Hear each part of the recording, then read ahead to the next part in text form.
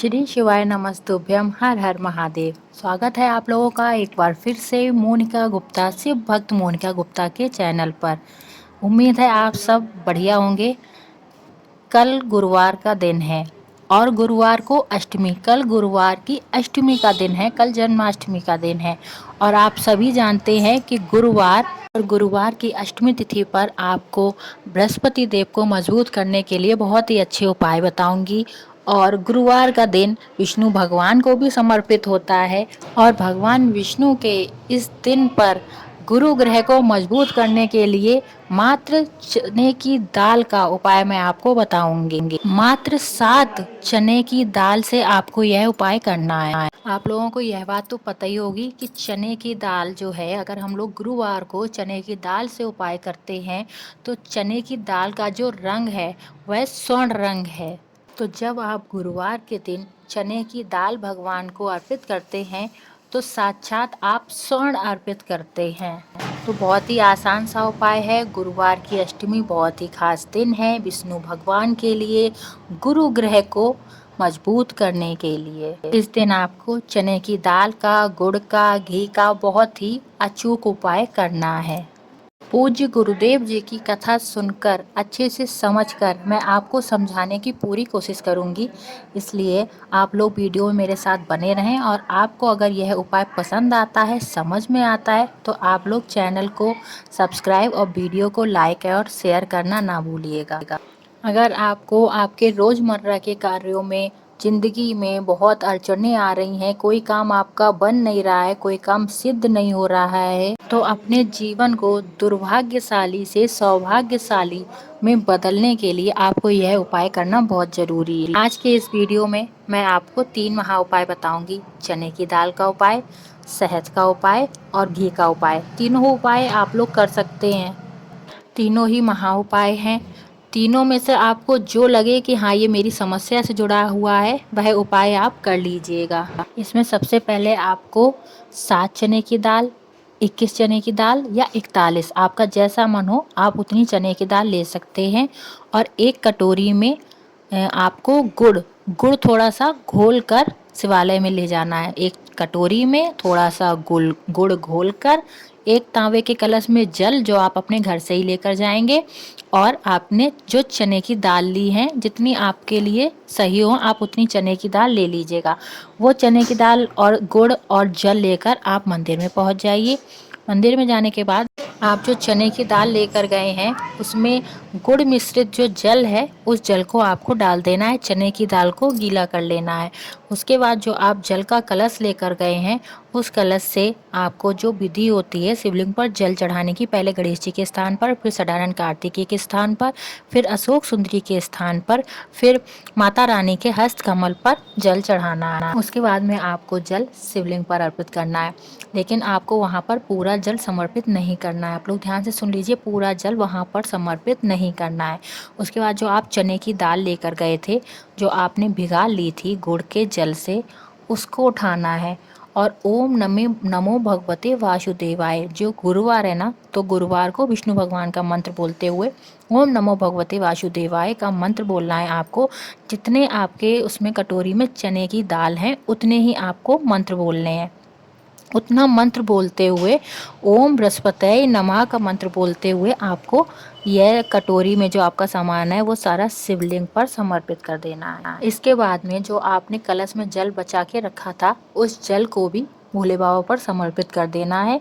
ओम बृहस्पतेश्वर महादेव के नाम से, ओम बृहस्पतेश्वर महादेव इस नाम से आपको बचा हुआ जल भी शिवलिंग पर समर्पित कर देना है। इस उपाय से क्या होगा, इस उपाय से जो आपने चने की दाल का उपाय किया है, जो आपने स्वर्ण समर्पित किया है, इससे जो आपका बिगड़ा हुआ भाग्य है वो आप सोने की तरह चमकने लगेगा। ये तो हुआ पहला उपाय, चने की दाल का उपाय। अब दूसरा उपाय, यह भी बृहस्पतेश्वर महादेव का ही उपाय है, आपके भाग्य को उदय करने का ही उपाय है।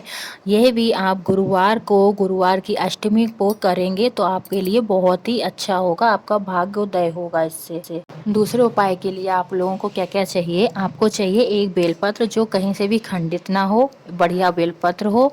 एक कलश में जल, तांबे के कलश में जल जो आप अपने घर से लेकर जाएंगे, और मात्र 1 बूंद शहद, केवल 1 बूंद शहद की आपको इस उपाय में ज़रूरत पड़ने वाली है। 1 बूंद शहद से ही काम हो जाएगा। आपको क्या करना है, बेलपत्री का जो चिकना वाला भाग होता है आगे वाला, उस भाग की तरफ से जो तीनों पत्तियों के बीच वाली डंडी होती है, उस डंडी की जगह पर आपको जो छोटी उंगली से जिससे टीका किया जाता है, उस उंगली में 1 बूंद शहद लेकर जो बेलपत्री का चिकना वाला भाग होता है, उस भाग की तरफ आपको तीनों पत्तियों के बीच में शहद लगा देना है, और उस शहद लगी हुई बेलपत्री को श्री शिवाय नमस्तुभ्यं मंत्र का जाप करते हुए शिवलिंग पर समर्पित कर देना है। और शिवलिंग पर समर्पित करते समय जो बेलपत्री का डंडी वाला भाग है वो जलाधारी की तरफ होना चाहिए, और जो पत्ती है वो आपकी तरफ होना चाहिए। और आप कहाँ बैठे होंगे, आप जलाधारी के बिल्कुल सामने बैठे होंगे, आपका मुख उत्तर दिशा की तरफ होगा। इस तरह से आपको बैठना है। उसके बाद जो आप कलश में जल लेकर गए हैं, उस जल को शिवलिंग के ऊपर जो आपने बेलपत्र चढ़ाई है उसकी बीच वाली पत्ती पर 7 बार में जल समर्पित करना है। मतलब एक बार आपने चढ़ाया फिर रोक लिया, दोबारा आपने चढ़ाया फिर रोक लिया, इस तरह से आपको 7 बार में जल समर्पित करना है। बृहस्पतिश्वर महादेव का नाम बोलते हुए मन में आप बृहस्पतिश्वर महादेव का नाम बराबर जाप करते रहें, और 7 बार में आपको जल समर्पित करना है। और इस जल को समर्पित करने के बाद आपको क्या करना है, जो जल बहता हुआ जलाधारी से होता हुआ नीचे उतरेगा, उस जल को आपको थोड़ा सा हाथ में ले लेना है, और बृहस्पतिश्वर महादेव के ही नाम से आपको उस जल को अपने ऊपर छींट लेना है, अपने ऊपर आपको डाल लेना है। इससे क्या होगा, आपका जो भाग्य है वह उदय होगा, चमक जाएगा आपका भाग्य। आप चलते हैं तीसरे उपाय की तरफ। यह उपाय भी बहुत ही आसान है। यह भी आप गुरुवार की अष्टमी को और गुरुवार वाले दिन आसानी से कर सकते हैं। इसमें आपको क्या करना है, केवल 1 बूंद घी से यह उपाय करना है। यह भी आपके भाग्य को चमकाने के लिए ही उपाय होने वाला है। इस उपाय के लिए आपको क्या करना है, एक तांबे के पात्र में आपको जल लेकर जाना है। शाम को भी आप जा सकते हैं, सोए भी जा सकते हैं। तीनों उपायों में ये रूल नहीं है कि आपको सुबह ही करना है या शाम को ही करना है, आपको जब समय हो तब आप ये उपाय कर सकते हैं। तो तीसरे उपाय के लिए आपको एक तांबे के पात्र में जल लेकर जाना है, और 1 बूंद घी लेकर आपको शिव मंदिर में पहुंच जाना है। यह बात आप लोग ध्यान रखें कि घी जो है शुद्ध गाय का ही होना चाहिए।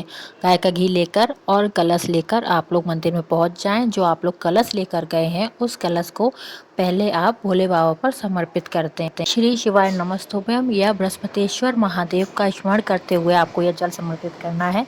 उसके बाद आपको क्या करना है, जो देवी की उंगली कही जाती है, जो पहले नंबर वाली उंगली होती है, उस उंगली से आप जो गाय का घी लेकर गए हैं, उस घी का आपको अच्छे से लेपन कर देना है अशोक सुंदरी माता वाले स्थान पर। और आपके जीवन में जो भी समस्याएं चल रही हैं, जो भी आपको लग रहा है मेरे काम नहीं हो रहे हैं, आप बहुत कोशिश कर रहे हैं काम नहीं हो रहे हैं, वो सारा काम आपको इस दौरान घी लगाते समय स्मरण में रखना है। आपके विवाह से संबंधित, आपके जॉब से संबंधित, आपके सौभाग्य से संबंधित जो भी आपकी मनोकामना है वो आपको बोल लेनी है, और उस उंगली को आपको धुलना नहीं है। इतना काम करके आपको सीधे आपके घर पर आ जाना है। और यह जो घी की बिंदी है, वह आप जहाँ पर आपका धन रहता है, जहाँ पर आपकी तिजोरी है, वहाँ पर लगा सकते हैं। आप मेन गेट के ऊपर भी यह बिंदी लगा सकते हैं, और आप अपने किचन में जहाँ पर आपका जल रखा होता है उसके पास भी दीवार पर आप ये बिंदी लगा सकते हैं। ये 3 जगह आप ये बिंदी लगा सकते हैं। इससे आपके घर में धन अन्न की कमी नहीं होगी, और आपके घर में जो भी क्लेश होगा, विवाद होगा, वो सब शांत होगा। आपको ये 3 उपाय बताएं, आपको अच्छे लगे हों तो कमेंट में हर हर महादेव लिख